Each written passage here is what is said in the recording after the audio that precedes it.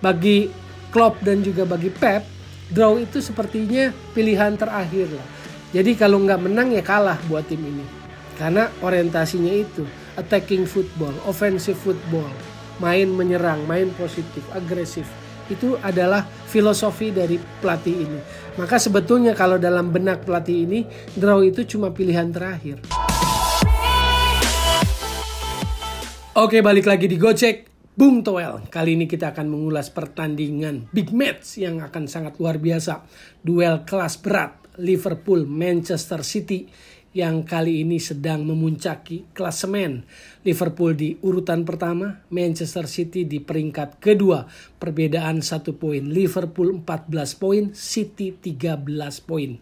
Bicara keduanya, karena ini duel kelas berat, jadi ini pertandingan yang pasti sangat ketat, sangat seru, sangat menarik. Karena dua-duanya punya ciri yang juga sangat kuat, karakter permainannya. Liverpool Jurgen Klopp dengan gegenpressingnya, dan Guardiola Manchester City juga dengan dominasi permainan, kontrol permainan, dan juga pressing gamenya.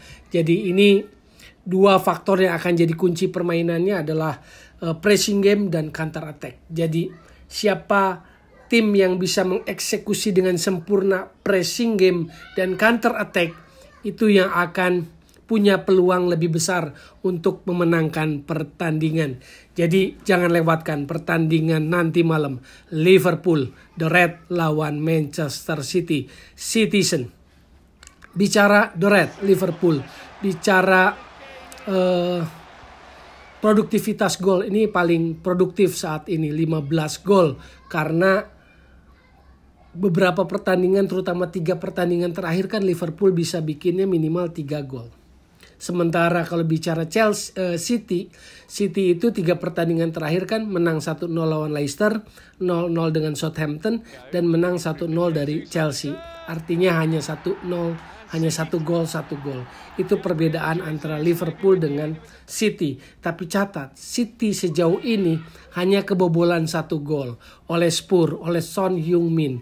Jadi gawang City adalah gawang yang termasuk sulit dibobolkan setidaknya sejauh ini. Sementara Liverpool di pertandingan terakhir justru bisa ditahan imbang 3-3 oleh Brentford.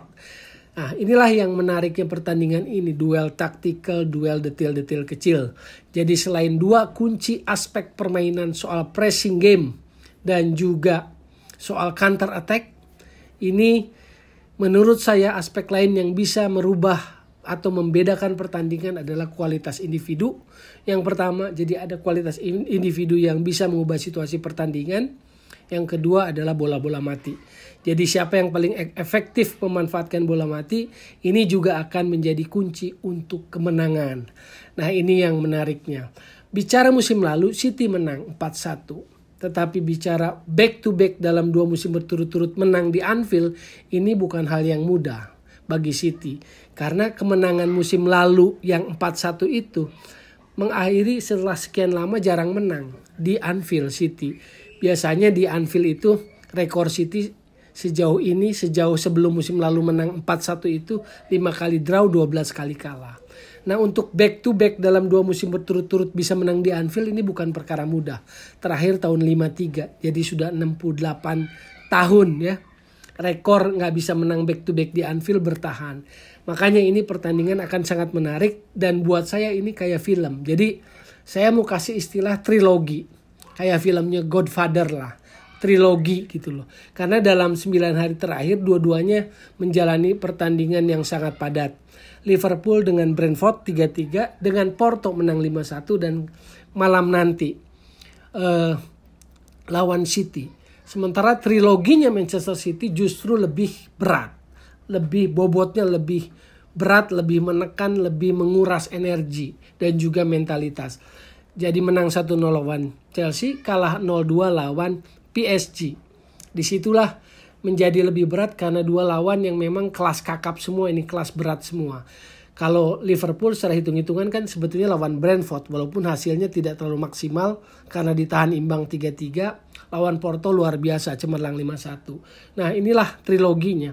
Itu yang saya maksud seperti film Godfather, trilogi.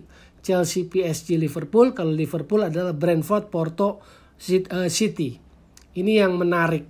Jadi kenapa ini menarik? Karena 3 pertandingan dengan intensitas, dengan bobot ketegangan yang sangat berat menghadapi lawan-lawan kelas berat seperti Chelsea dan PSG itu bukan hal yang mudah. Belum isu cedera. Sementara main harus dengan intensitas tinggi, dengan tetap gaya khasnya, tidak mengubah karakter, tidak mengubah filosofi permainan. Itulah Pep Guardiola dengan Manchester City-nya, dan ini bukan hal yang mudah. Bayangin main dengan begitu sangat intensitas tinggi dengan tim-tim kelas berat, lalu kita bicara tentang isu cedera, lalu kita bicara tentang aspek recovery. Jadi inilah yang akan kita nantikan nanti malam. Liverpool seperti kita tahu bahwa produktif karena Salah, Mane, Diogo Jota, karena Firmino sekarang menjadi lebih sering kali menjadi pilihan berikutnya setelah Diogo Jota ya. Jadi kalau bicara semua unit, mulai dari penjaga gawang sampai depan, dua-duanya punya perimbangan yang sama hebatnya lah, sama bobotnya lah. Setiap unit juga, belakang, tengah, depan juga punya bobot yang sama. Sekarang the system of play-nya, bagaimana mereka mau bermain, bagaimana taktikal yang mau diterapkan, itu yang menarik. Khusus sisi kiri dari City sangat menonjol dalam membantu serangan. Proses serangan banyak melewati sisi kiri yang ditempati oleh Joao Cancelo dan juga Jack Grealish. Nah itu akan head to head, akan beradu kekuatan dengan sisi kanan dari Liverpool yang diisi oleh Mohamed Salah dan juga di belakangnya biasanya Trent Alexander-Arnold. Hanya untuk pertandingan nanti malam lawan City, Trent Alexander-Arnold yang disebut oleh Jurgen Klopp sebagai bek kanan terbaik di dunia nggak bisa main. Confirm, berita terakhir menyatakan seperti itu. Jadi kemungkinan apakah James Milner lagi yang akan menempati posisi bek kanan, itu yang akan menarik kita tunggu. Jadi disitulah akan adu kekuatan, akan ada head to head yang sangat ketat. Kita tahu City sangat condong di sebelah kiri, terutama karena Joao Cancelo juga sanggup memberikan tekanan. Sebaliknya kanan, kalau Kyle Walker itu lebih condong, kalau persentasenya kan lebih banyak bertahannya. Jadi misal bertahan 60, menyerangnya 40. Itulah Kyle Walker. Karena saat tim menyerang, Kyle Walker itu lebih masuk ke dalam, menjaga kedalaman.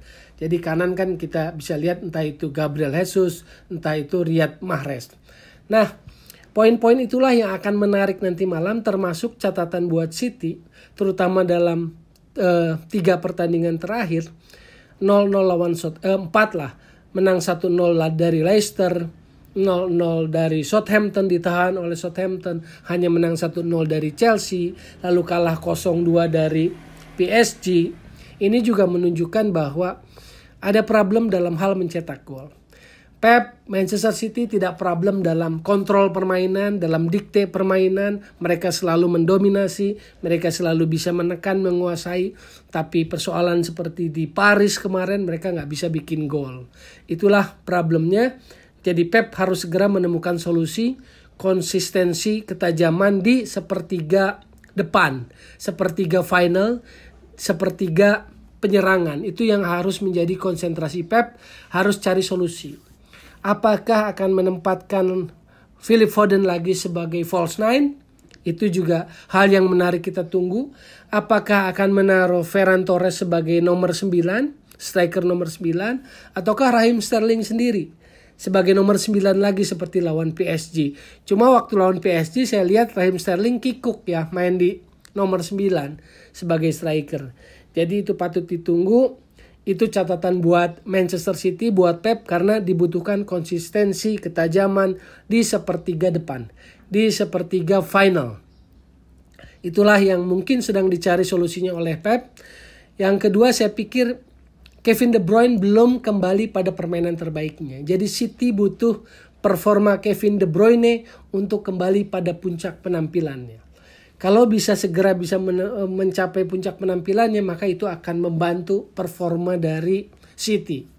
Kalau Rodri, Bernardo Silva saya pikir sedang dalam top perform juga musim ini, dan itu akan head to head dengan lini tengah dari Liverpool yang juga menurut saya sangat solid. Misalnya katakanlah nggak ada Thiago Alcantara yang dikatakan tidak dalam kondisi fit. Mereka masih punya Fabinho yang sangat keren juga sebagai defensive midfield. Lalu juga ada Jordan Henderson, ada juga Curtis Jones maupun juga Naby Keita. Jadi ini duel unit per unitnya aja sudah sangat ketat. Belum lagi nanti duel keseluruhan. Mohamed Salah adalah yang paling produktif di Liverpool saat ini dengan 5 gol. Di belakangnya ada Sané dan juga Diogo Jota dengan 3 gol. Sementara di City 2 gol dicetak oleh Ferran Torres dan Gabriel Jesus. Jadi hanya 2 pemain yang sudah mengoleksi 2 gol, tapi gol-gol lainnya tersebar di banyak pemain. Jadi City punya banyak sebaran pemain yang bisa bikin gol, walaupun tidak ada 1 atau 2 pemain yang menonjol dalam mencetak gol seperti di Liverpool. Liverpool sangat kelihatan Mohamed Salah menonjol dalam produktivitas gol, tetapi kalau City banyak pemain yang bisa bikin gol termasuk Rodri, Riyad Mahrez, Jack Grealish itu sudah bikin gol. Bernardo Silva, lalu juga Ruben Dias, tetapi yang paling tinggi kan Ferran Torres 2 gol dan Gabriel Jesus.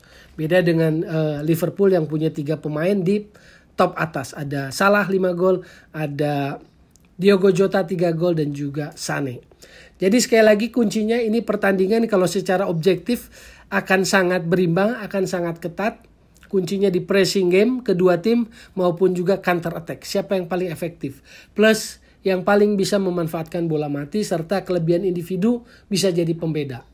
Itu yang akan menentukan pertandingan. Jadi kalau lihat aspek itu, lihat trilogi yang sangat melelahkan, lihat komposisi pemain yang dimiliki, maka objektifnya draw. Menurut saya ini akan bisa berakhir draw. Kalau objektivitasnya, persentasenya. Hanya kalau lihat 2 tipe dari pelatih ini, draw itu sepertinya bukan pilihan bagi kedua pelatih ini. Bagi Klopp dan juga bagi Pep, draw itu sepertinya pilihan terakhir lah. Jadi kalau nggak menang ya kalah buat tim ini. Karena orientasinya itu attacking football, offensive football, main menyerang, main positif, agresif. Itu adalah filosofi dari pelatih ini. Maka sebetulnya kalau dalam benak pelatih ini, draw itu cuma pilihan terakhir. Jadi saya selalu cenderung juga, meski objektivitasnya tadi persentasenya mengarah lebih kepada draw secara logis sebagai preview prediksi, tapi saya juga cenderung menilai bahwa ini akan terjadi salah satu kemenangan bagi salah satu tim meski tidak dengan gol yang banyak. Katakanlah golnya 1-0 atau selisih 1 gol. Jadi bisa saja 1-0 dengan 2-1 entah bagi Liverpool maupun juga bagi City. Karena filosofi kedua pelatih itu. Draw itu pilihan terakhir. Nggak pernah ada di benak mereka main untuk draw. Itu yang membuat preview saya, ulasan saya untuk pertandingan nanti malam. Jangan lewatkan, awas jangan ketiduran nanti malam karena ini pertandingan kelas berat, heavyweight antara Liverpool melawan Manchester City, Jurgen Klopp lawan Pep Guardiola. Sekali lagi, jadi solusi bukan polusi sepak bola dan tetap digocek Bung Toel.